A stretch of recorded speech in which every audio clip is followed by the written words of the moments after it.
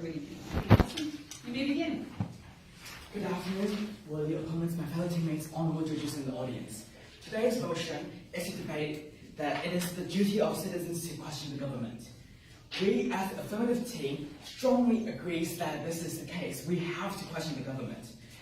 Before we go into the argument, we have to define some key terms of the motion.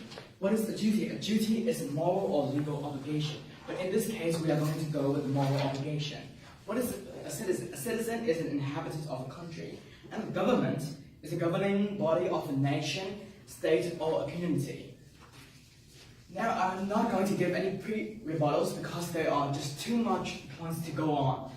So I'm just going to get straight into my arguments. There is too much corruption in the government in any given country, not just the United States, not just Myanmar, in every country. And when problems arise of the corruption, they put the blame on the citizens or other people. For instance, the contribution to the national issue of crack cocaine usage gone rampant throughout the US civilian population, it was because of the CIA's funding to fund the Contra War in the 90s. And now, what is the US doing?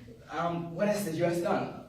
They have also used the Native American lands for oil transport, and now they are planning to use it for tar transport, which is not just going to harm the health of the inhabitants and also the agriculture of the lands, but they are going to harm the fragile and dwindling community of the Native Americans. Moving on to my second point. The government, the US government, for instance, gets a lot of tax money. They get the most amount of tax money in the whole world. But they use 2% of the taxpayer money for education that has been outdated and has not been changed since the Cold War. This not changing has rendered the US population useless against voting for the government with any other reasoning other than that they saw this on Facebook, CNN, or Fox News. Because as we have to find that government is a governing body for a local community as well, we have to also say that local law enforcement are full of dirty cops or otherwise corrupt uniforms. Going on to another point, the government, every government, is using taxpayer money to kill thousands, and I repeat, thousands, to kill innocent citizens and foreign nations in the name of false intelligence or human rights violation when the US, for example, have a Guantanamo Bay sitting in their own country. So what has the people done?